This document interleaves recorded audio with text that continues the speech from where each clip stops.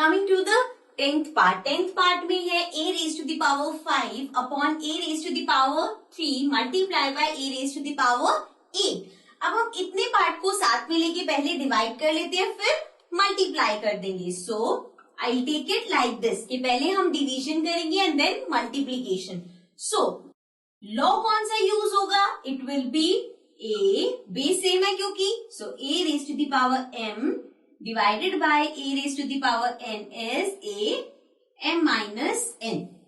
ठीक है, सो ये हो जाएगा a and 5 minus 3 is 2 into a raised to the power 8। ठीक है, अब अगेन बेस सेम है, पावर्स अलग है, मल्टीप्लाई हो रहे हैं। सो लॉ कौन सा यूज होगा? a raised to the power m multiply a raised to the power n is equals to a m plus n। Right? So this will become a 2 plus 8 will be 10. So this means the answer is a raised to the power 10. So this was part number 10. Now let's come to the next part. Now coming to the 11th part. 11th part में है 4 raised to the power 5, a raised to the power 8, b raised to the power 3 upon 4 raised to the power 5, a raised to the power 5 and b raised to the power 2. So अब आप देखोगे यहाँ पे कोई sign नहीं है, so it is understood कि यहाँ पे अगर कोई साइन नहीं है तो दिस मीन्स ये मल्टीप्लाई हो रहे हैं। एंड अगर हम ए बी लिखते हैं, if you write it as A B, so this is A into B. If you write 4a, so this is 4 into A. ठीक है, सो मीन साइन के बीच में मल्टीप्लीकेशन की है। आप यहाँ पे क्लियरली दिख रहे हैं सबके बेसिस सेम है, मतलब डिवीजन पॉसिबल है। सो इसमें लॉ कौन सा यूज होगा? a raised to the power m divided by a raised to the power n is equals to a m minus n। Right, so ये हो जाएगा। सबसे पहले 4 लेते हैं, तो 4 5 minus 5 multiply by a 8 minus 5 multiply by b 3 minus 2। ठीक है, अब इसको सॉल्व करते हैं।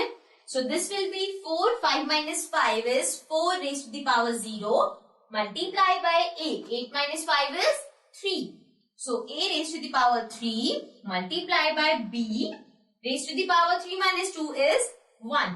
So हमारे पास आ गया 4 raised to the power 0 which is 1 multiply by a raised to the power 3 which will remain the same multiply by b.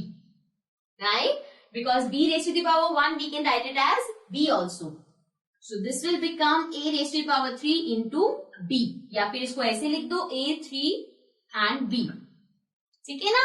So this is the answer and this was part number 11. Now let's come to the last part. Now coming to the last part, that is part number 12. So 2 raised to the power 3 into 2 and whole square means whole की power 2 है।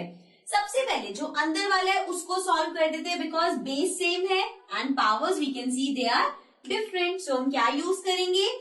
a raise to the power m into a raise to the power n is equals to a m plus n। Right, so ये हो जाएगा 2 and 3 plus 1 is 4। So 2 raise to the power 4 और पूरे का square है, पूरे के ऊपर पावर 2 है। अब यहाँ पे हम यूज करेंगे, ये क्या है? Power of power.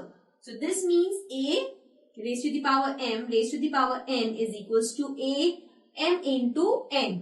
Right, so ये हो जाएगा 2 m इंटू n, 4 इंटू 2 हो जाएगा। सो 4 2 जा 8। This means 2 raise to the power 8 is the answer. And this was the last part of question number 2, exercise 13.2. With this we complete our question number 2. Now let's come to the next question.